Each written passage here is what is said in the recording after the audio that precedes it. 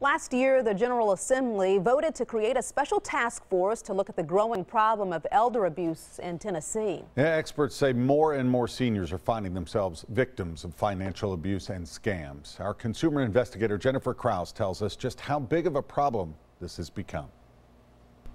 Some really surprising statistics were presented to the Elder Abuse Task Force when it met this week and began looking at what Tennessee can do to address this growing problem.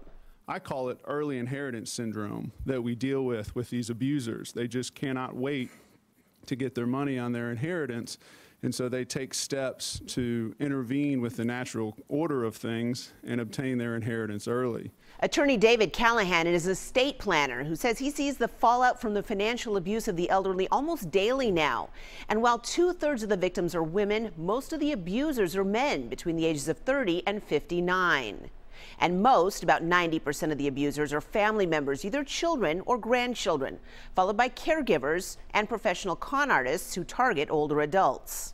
Elder abuse is more closely associated to child abuse than anything else. It has some additional challenges that aren't faced in child abuse cases that make them even harder to detect and harder to rectify. Callahan told the committee the problem is that the elderly all too often rarely leave their homes and have little contact with the outside world where someone might be able to help them.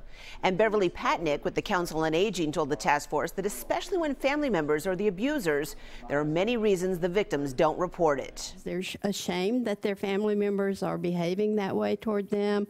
They're in denial. They blame themselves. Their fear of the abuser, retaliation, being forced to leave their home, fear of losing their independence.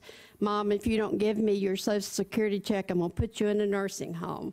We hear that so many times. The top scams, she told the task force, that target the elderly: roofing or other house repair work where the con artists take the victim's money and never do the work; magazine subscriptions where the elderly are convinced to buy years worth of subscriptions they'll never read. There are the calls supposedly from grandchildren who claim to be in jail and need the grandparent to wire bail money, and calls insisting the elderly person failed to show up for jury duty and now must pay a fine. We've reached great frustration with the current structure of the elder abuse laws.